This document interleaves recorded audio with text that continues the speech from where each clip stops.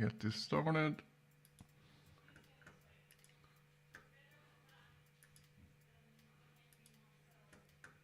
There we go. Julian. All right, just an announcement here. So price goes up on Sunday. So if you want help from me personally in your own practice thread and all my courses and all that stuff, you can check it out.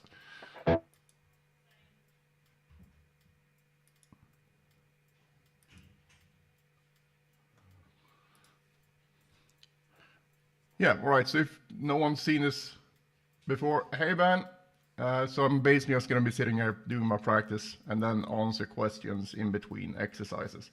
So it's pretty much like watching paint dry, but at least you can see what I do when I practice, and that I actually practice what I preach, meaning slow practice. Yeah, so today's gonna be some chromatic stuff that my wife really loves when I do. But yeah, you know. So I'm shutting the mic off now, and I'll be back very soon to answer some questions.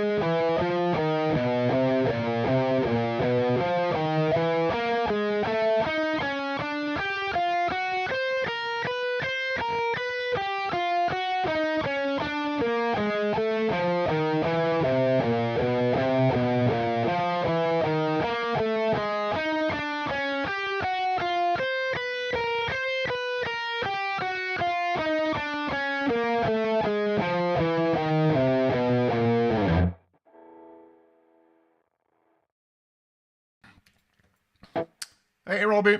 Good morning. Afternoon here, but you know. So that beautiful thing you just heard me perform was 24 finger combinations, 3 fingers at a time. No, seriously, it's a really good exercise. So basically, if you divide a hand into 3 fingers at a time, 1, 2, 3, 1, 2, 4, 1, 3, 4, 2, 3, 4, and then you can, for each of those finger combinations, you can do these permutations. So you can do 1, 2, 3, 1, 3, 2, and then 2, 1, 3, 2, 3, 1, and 3, 1, 2, 3, 2, 1. So you have 6 different ones, 4 different patterns, so that's 24 finger combinations. Hey Anton, fun way to practice with you to play along in the minor for, yeah. Yeah, it will sound very, very nice. If you know what I'm practicing at least, but I kind of explained it now. Now I'm going to go through the same thing, but with 24. It's still going to be 24, but I'm going to do 4 fingers at a time. So this is probably what most people have seen, but the 3-finger one is a really good variation since you work on the 3-note per string picking the whole time. All right.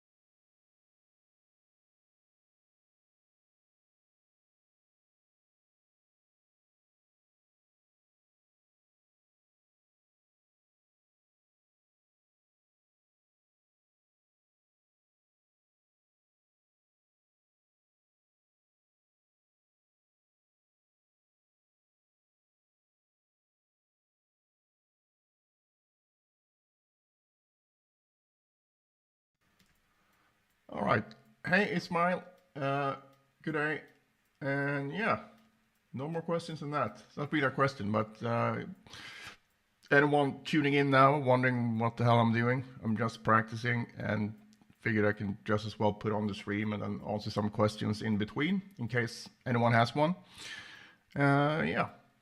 So just post it in the chat and I'll get to it.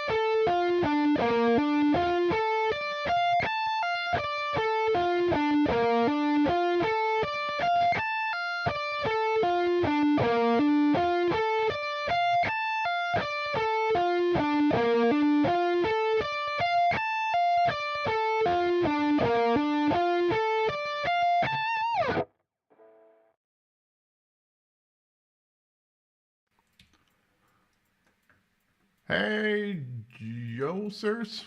Good morning.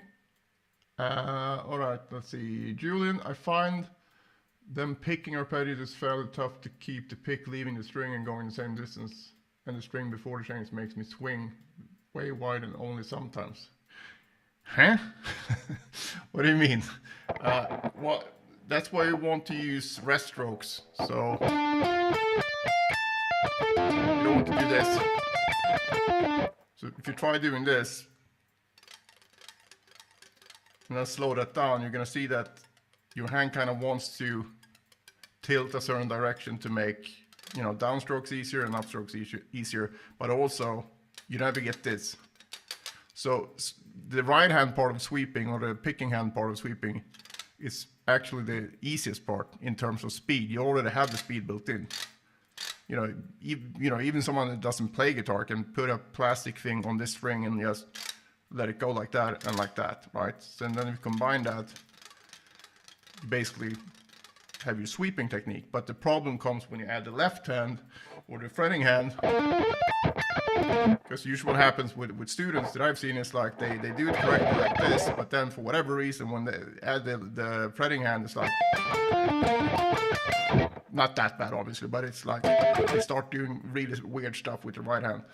And what do you think can solve that? Slow practice. So you want to go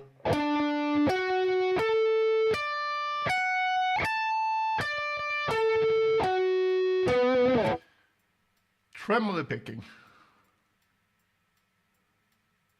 Okay, yeah. Well, same thing there. I mean, you need to decide on what you're gonna do in terms of like, are you always gonna go down? Is it an even number of notes per string, or is it an uneven number of notes per string?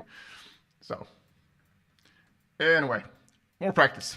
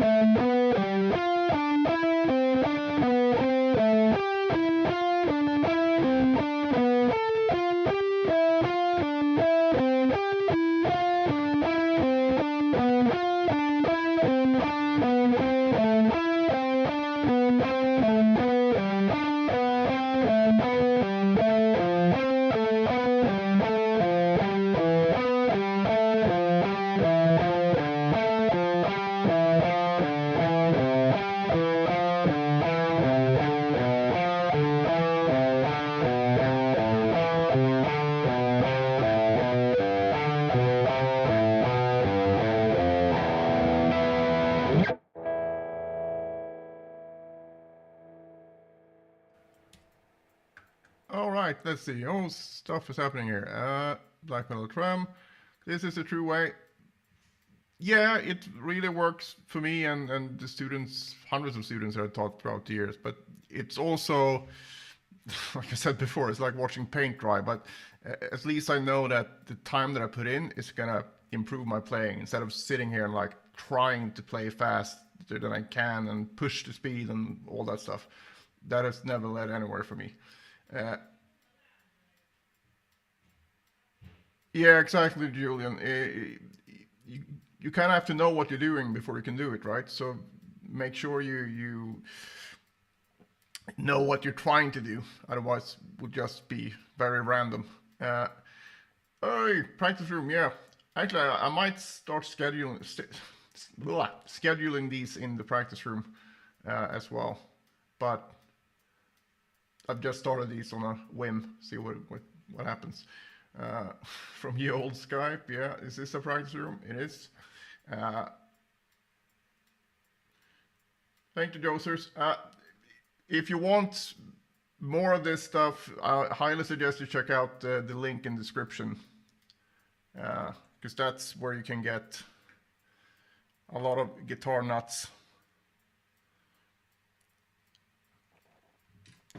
Will help you out as well. That's the practice room. That's the school community that I have. So if that's your thing, you might want to check that out. And also, I have another, the Practice Room Pro, and that's where you get all my courses and personal help and all that stuff. And that's gonna go up in price soon on Sunday. So check both out and see what you like. All right, some more practice.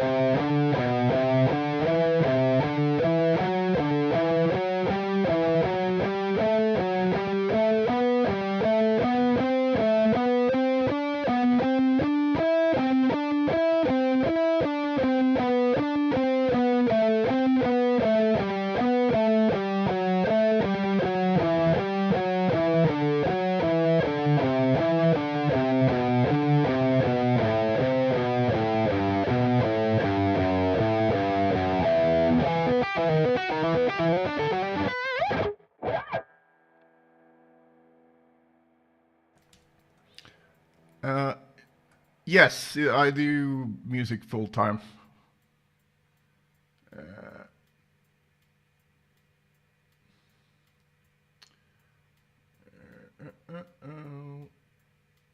Let's see.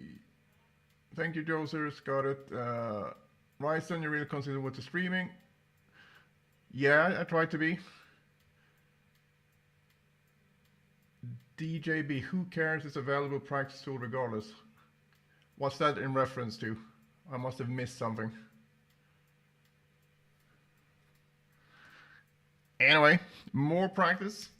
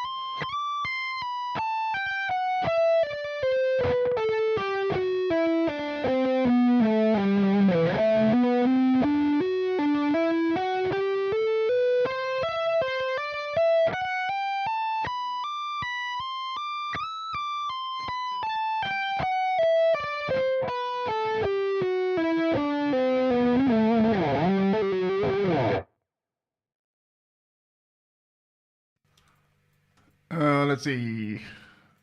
Hey Patrick, Tyvolin. Let's see.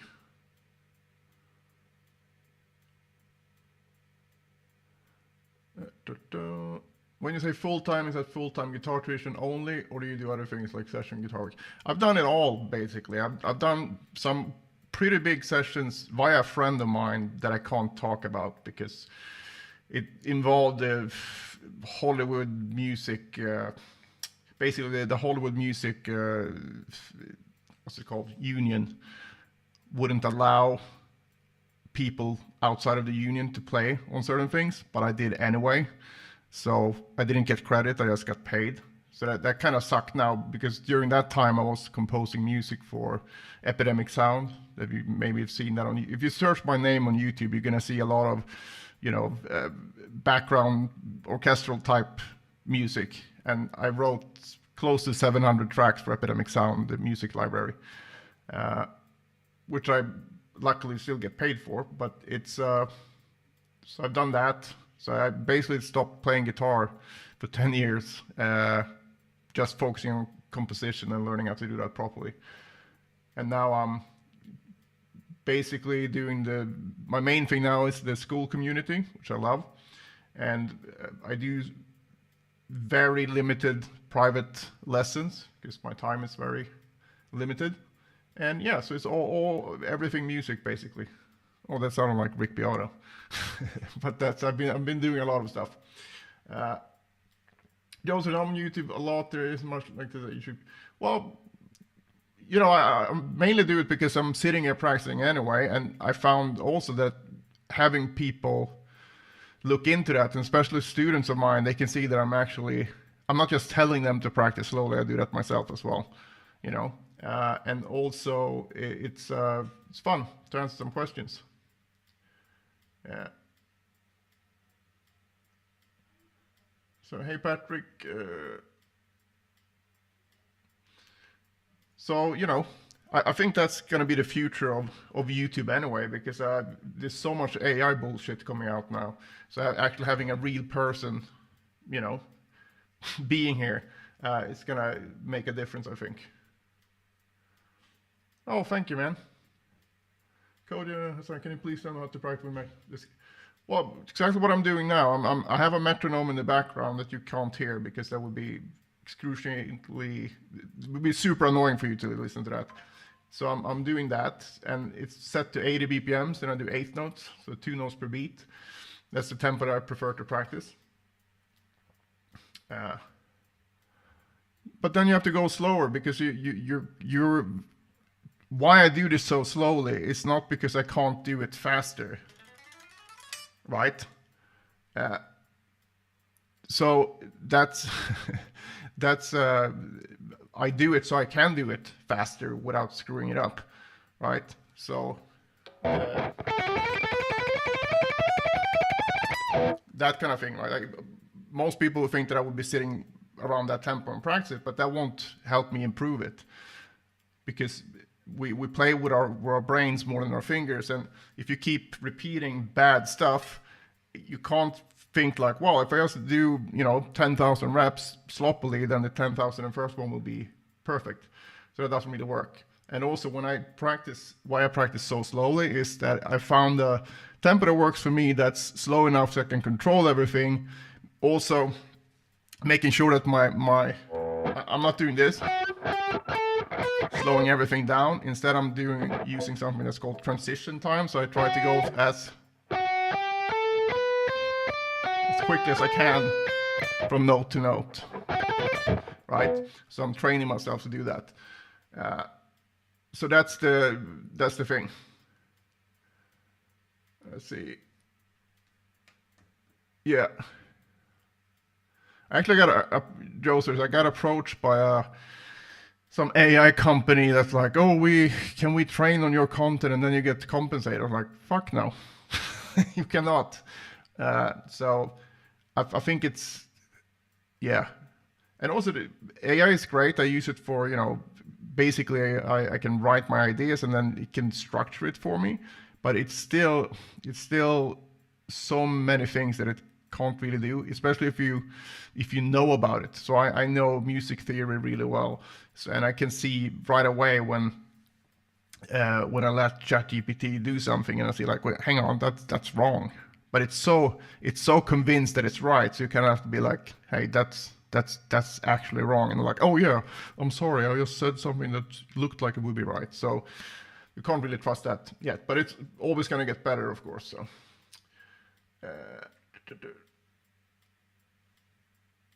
Patrick, let's see. I started deep diving into my picking and motion, picking straight line with Maxwell's Hamilton.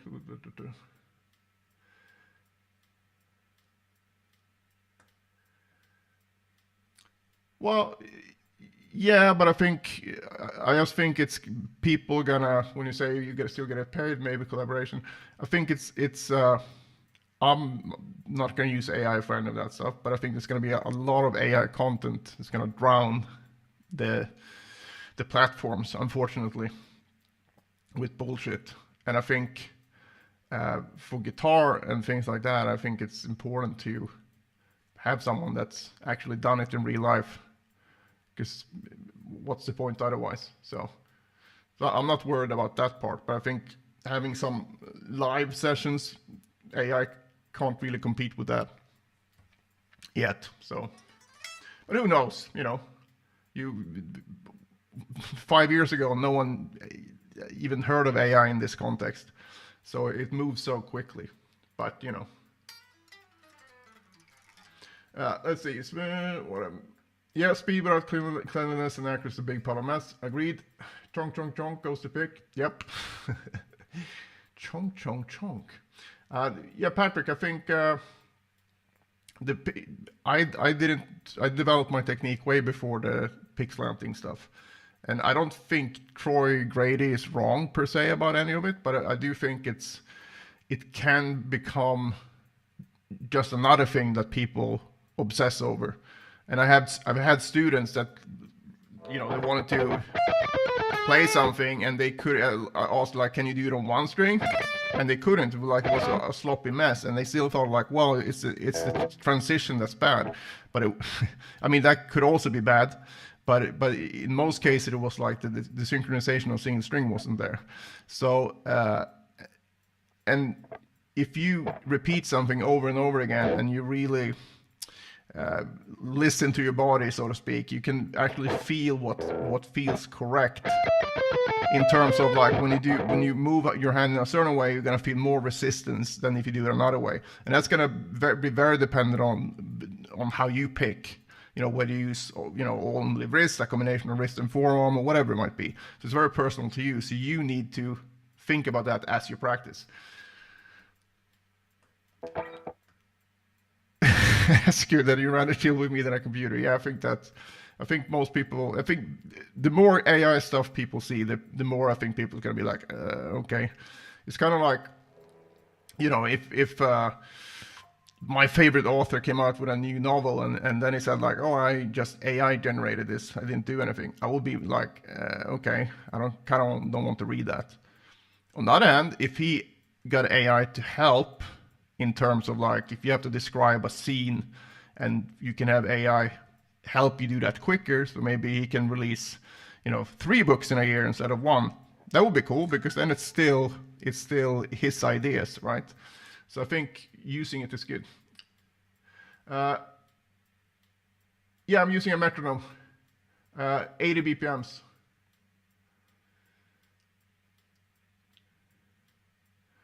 Yeah, exactly.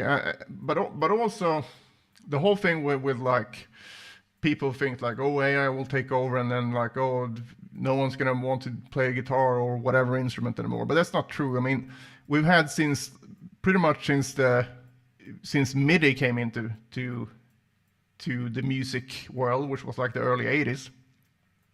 You could program, like, take any classical piece and you can program that like twice as fast and super crazy stuff if you want. But no one wants to see that. People want to go see a classical musician perform that live. No one would go and see like someone press a button, right? So I don't think that's a thing. It's hard to say that, Patrick, because it's going to be very different on what you want to do. Because if you look at Paul Gilbert, he would just put his hand here, and you see a lot of people do that. And then you have Petrucci with the pinky like this. And then you have Michelangelo Badio like this. And Yngwie used some fingers as well. So it's very difficult to say, because each of the ones that I talked about now, they pick completely differently, but they all sound awesome. So I think whatever you do is going to have some trade-off on other things. So for me, I just want to be able to pick a bit closer to here, because I like the sound better. And also, I don't want to be forced to mute everything. So if I'm always here, I don't be forced to play everything muted, and I don't want that. So I rather, you know, I usually rest a finger, but I don't like clamp it down like this. It's more like a guide. That's all. So.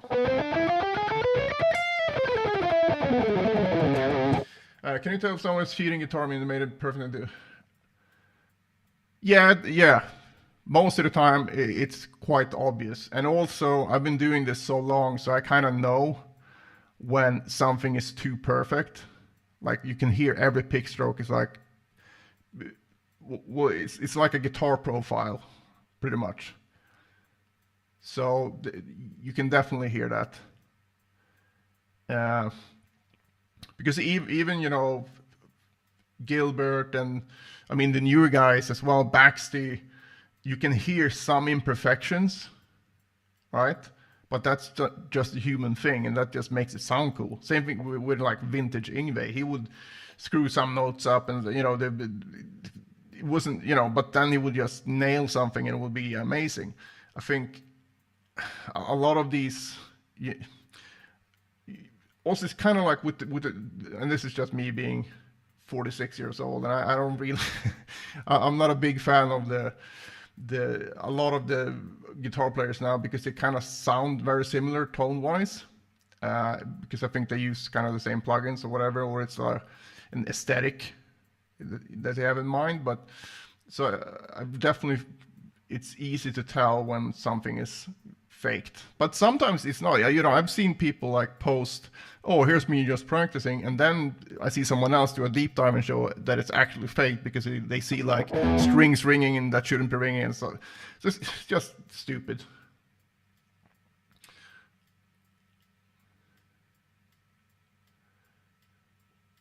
uh.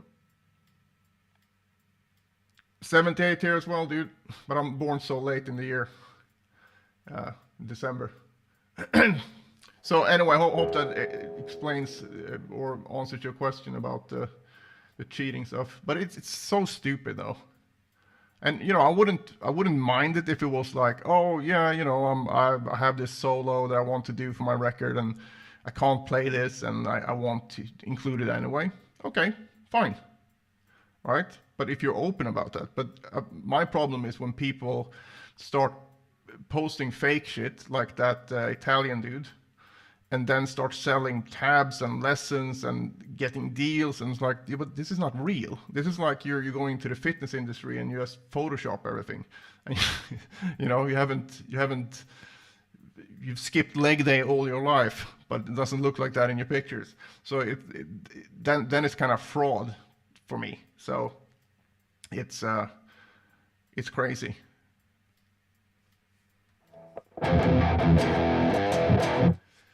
But also, I mean, I remember when I started doing the Instagram thing in like 2016, I think it was, and people were like, wow, you're playing in the room. I was like, what?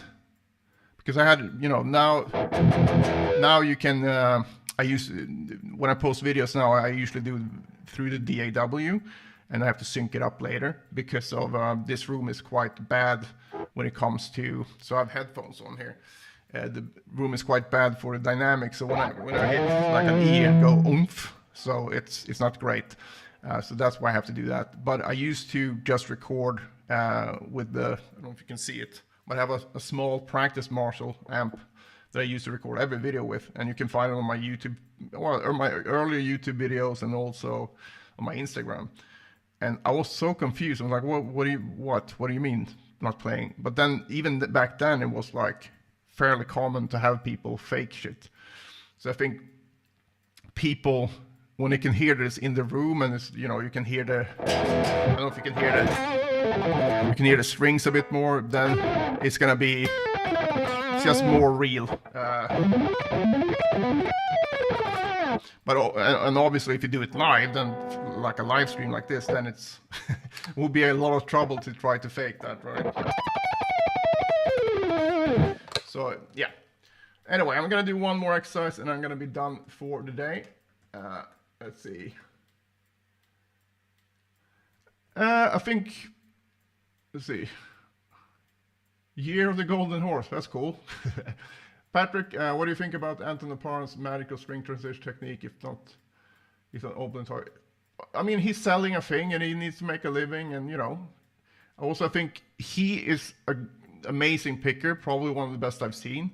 But it's, I haven't seen anyone studying with him do the same, so I'm not how transferable it is to other people.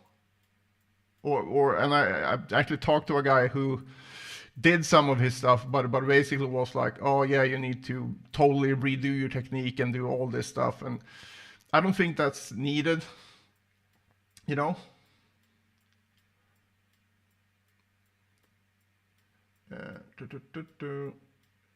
It's excellent for lessons, and yeah, exactly. So anyway, I'm not. I think Anton is great, but I don't think. I'm not sure. What if anyone has gone through his method and then what result they had. And this might just be me being ignorant because I haven't seen any student of his like just ripping. But even if you have a really good method, it's still gonna take a shit ton of time. So it's difficult to do it.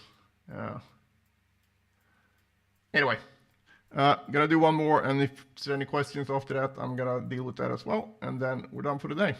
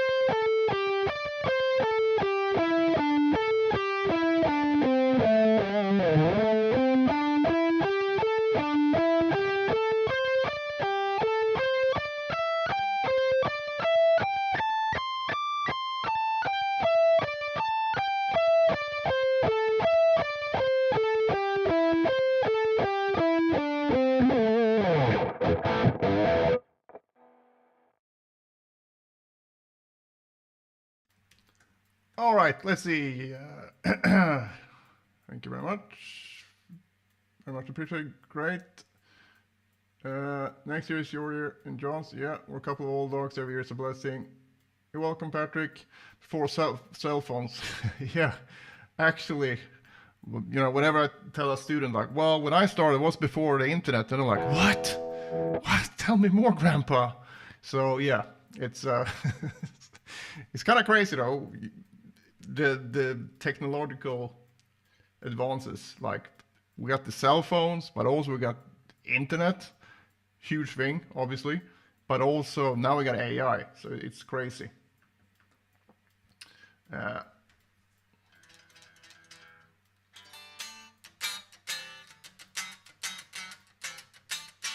a fairly, yeah, fairly normal name there, Julian. You usually have those uh, baby eating death cult band or whatever it's called. Yep, we need to. But also, I mean,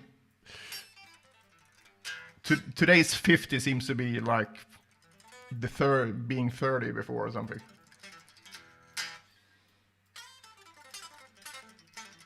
So I think it's depending what you do, but definitely need to keep practicing and doing that stuff. Actually, I saw in the practice room, the community, Piotr, one of my friends there, he posted a clip of Andrei Segovia. If you don't know who that is, like a legendary classical guitar player. And he was 84 in that clip, I believe. And he talked about like, yeah, I need to practice 5 to 6 hours a day, just to keep going.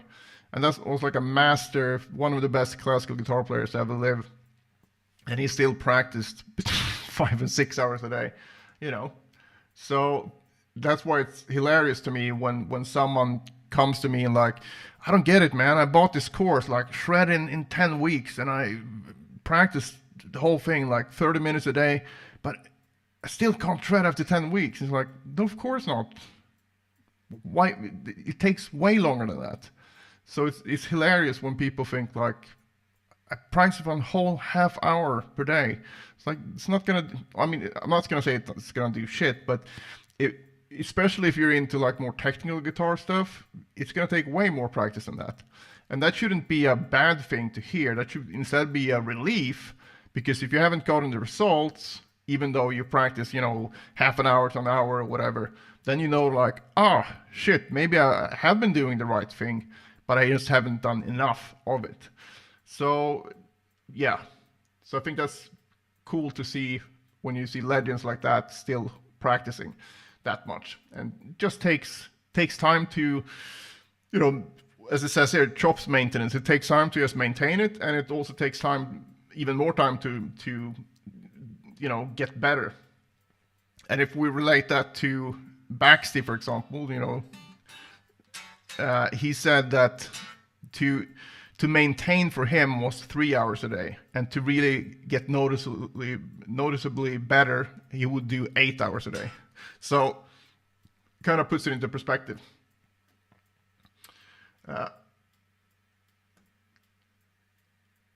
Exactly, guys. It's all relative. Should always hang out with older people anyway. They're smarter, not smarter, but they're wiser. So yeah.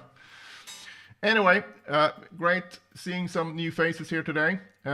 Again, if you're interested in the more personal, it's group coaching, but it's personalized. Check that out in the link in the chat. That goes up to twice the price on Sunday.